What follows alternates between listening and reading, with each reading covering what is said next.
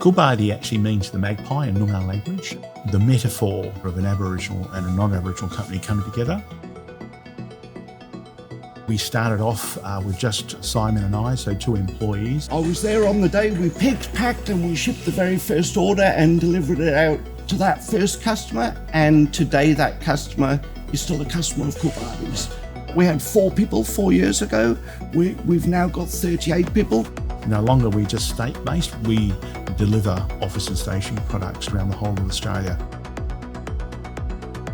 Our relationship with Main Roads WA goes back quite some time. Kim and Simon Gallagher, they said they'd like to introduce themselves. And I must have had an impact on Peter because he actually gave us the opportunity to provide business and office supplies to Main Roads. I was just struck by the intent that he had to put something back.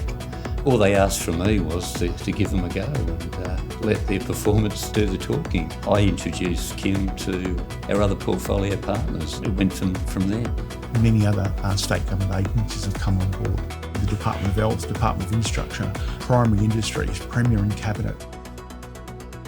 You've got to remember this was 8 or 9 years ago when Aboriginal businesses like Kim's weren't mainstream then. So if you weren't on what's called the CUA, the Common Use Arrangement, it was pretty hard to get some people to give you a go.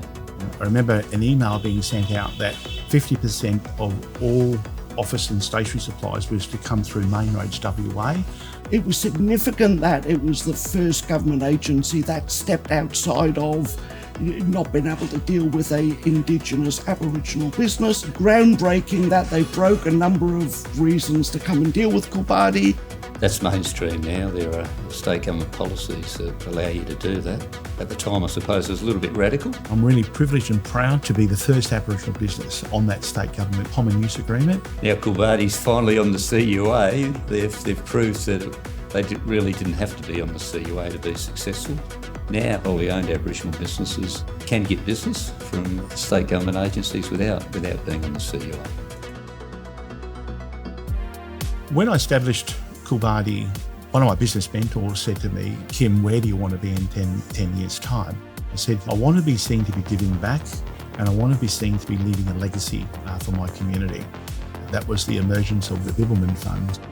It's all about contributing to closing the gap strategies to provide employment, training, business development, entrepreneurship, education, scholarships.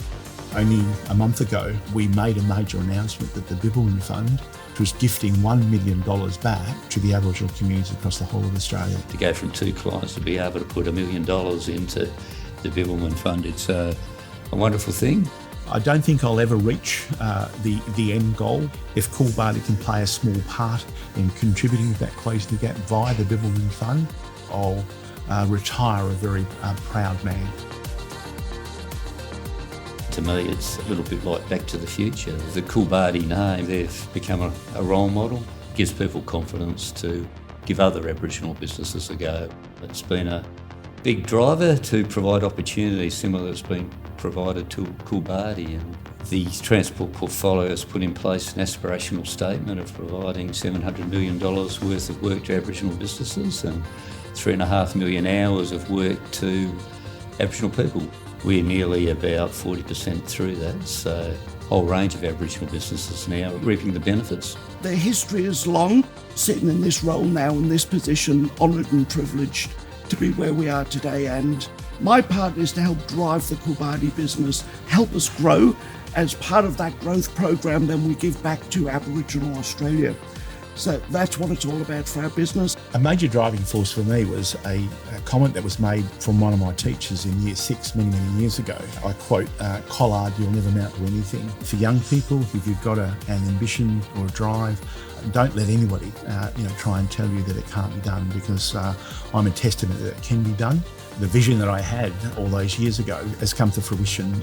The Aboriginal business sector is the fastest growing sector in the Australian economy. And I think that's where the future lies. We can create successful businesses by engaging that social procurement arm and give back to community.